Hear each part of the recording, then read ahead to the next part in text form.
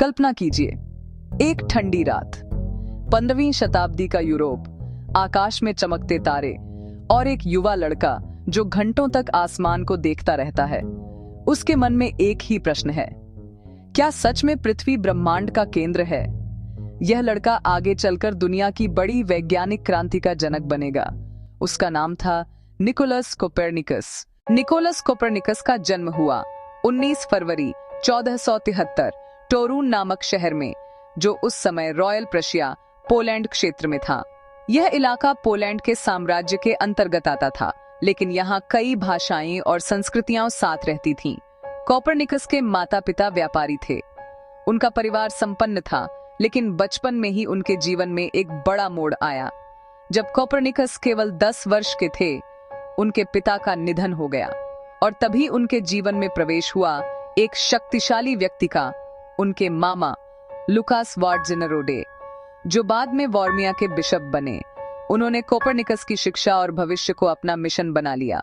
Europe उस समय renaissance यानी पुनर्जागरण काल से गुजर रहा था। यह वह समय था जब विज्ञान, कला और सोच नई दिशा ले रहे थे। 1491 में कोपरनिकस को भेजा गया क्राकोव यूनिवर्सिटी।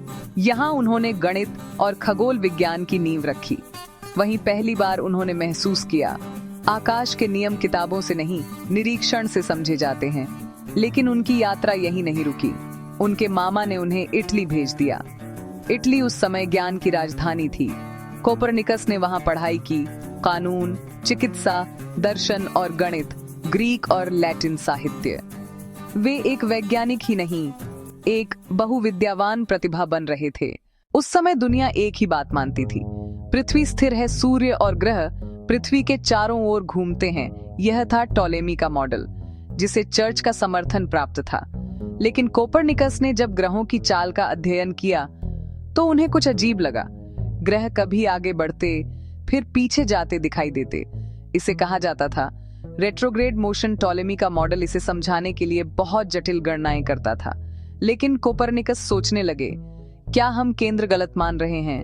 और तभी उनके मन में आया एक खतरनाक विचार, यदि सूर्य को केंद्र में रखा जाए तो सब कुछ सरल हो जाएगा। कोपरनिकस ने धीरे धीरे एक नई व्यवस्था बनाई। सूर्य केंद्र में है, पृथ्वी घूमती है, ग्रह सूर्य के चारों ओर परिक्रमा करते हैं। यह विचार आज सामान्य है, लेकिन उस समय यह विचार एक विस्फोट था। क्यों? क्योंकि यह कह रहा था, मनुष्य और पृथ्वी ब्रह्मांड का केंद्र नहीं है।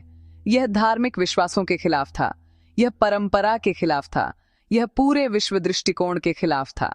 कोपरनिकस ने अपना जीवन एक कैथेड्रल में बिताया। वे फ्रॉम्बोर्ग के चर्च में अधिकारी बने, लेकिन उनका मन रातों को तारों में खो जाता था। दिन में वे प्रशासन संभालते, डॉक्टर की तरह मरीजों का इलाज करते, युद्ध के समय किले की रक्षा करते, आर्थिक सुधारों पर काम करते। उन्होंने मुद्रा पर सिद्धांत दिया, जिसे आज ग्रेशम्स लॉ कहा जाता है।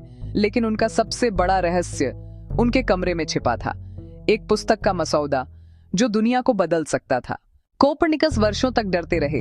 वे जानते थे, यदि उन्होंने यह सिद्धांत प्रकाशित किया तो विरोध होगा, मजाक उड़ाया जाएगा, चर्च नाराज होगा। लेकिन फिर 1539 में उनके जीवन में आए एक युवा वैज्ञानिक, जॉर्ज रैटिकस। उन्होंने कोपरनिकस से कहा, आपका ज्ञान संसार से छुपना नहीं चाहिए। और अंततः कोपरनिकस ने अपना महान ग्रंथ प्रकाशित करने की अनुमति दी। डी रेवोल्यूशनिबस ऑर्बियम कोएलेस्टियम, आकाशीय गोलों की क्रांतियों पर 1543 में पुस्तक छपी। और उसी वर्ष कोपरनिकस मृत्युशैया पर थे। कहा जाता है, मृत्यु के दिन उन्हें उनकी पुस्तक की पहली प्रति दिखाई गई।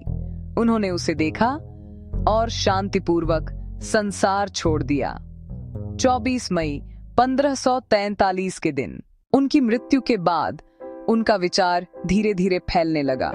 पहले विरोध हुआ, फिर समर्थन, फिर विज्ञान की क्रांति। आगे चलकर गैलीलियो ने इसे प्रमाणित किया, केपलर ने ग्रहों की कक्षा समझाई, न्यूटन ने गुरुत्वाकर्षण से सिद्ध किया और मानवता ने जाना, हम एक विशाल ब्रह्मांड का हिस्सा हैं।